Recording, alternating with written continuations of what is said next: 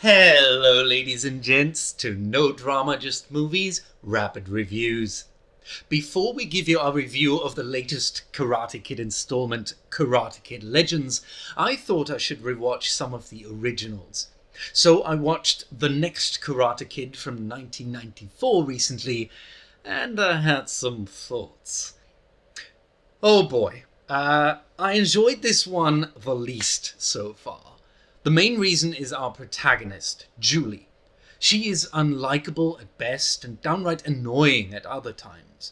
I appreciate that they were trying to do something different, creating a new dynamic between Miyagi and his student, and I'm not against difficult characters. But when you start by alienating the audience, it's harder to care about the character, harder to empathize with her.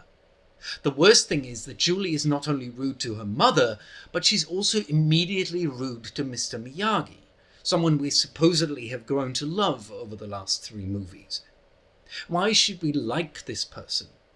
The whole side plot of her nursing a hawk back to health, the save the cat moment, is not enough, especially since it's not the first impression. It doesn't help that the acting isn't that great either. I'm guessing Swank was going for despondent most of the time, but it just comes across flat. And I'm saying that because I know that she can do better. Michael Ironside is tricky to like in this as well. He's done Military Guy before and much better.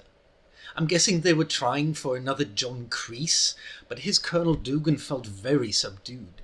He gives a speech to his men about the enemy within. He talks about destroying the enemy and spray painting someone's eyeballs, but he's delivering it like he's having a normal conversation.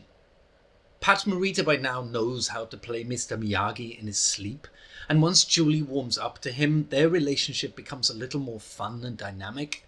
But even then, it's nowhere near what Morita had with Machio. The pairing of Eric and Julie also doesn't sizzle as much as Daniel's pairing with, well, any of the girls from the last 3 movies. It doesn't help that they're separated for a long part of the movie. And I think that's also where the main problem lies with the antagonists. I appreciate that this movie went with the same theme as the first, where the fighting was secondary and the real application of karate was to find inner peace, so they sent Julie to a monastery. But that also meant that Julie and Mr. Miyagi spend a considerable amount away from Eric and the antagonists, so when the final fight happens, it's not as rewarding as in the previous movies. All in all, there are some good moments, but it's lost most of the charm and excitement of the previous installments. If you're doing a Karate Kid marathon, you can probably skip this one. And that's all. Roll credits.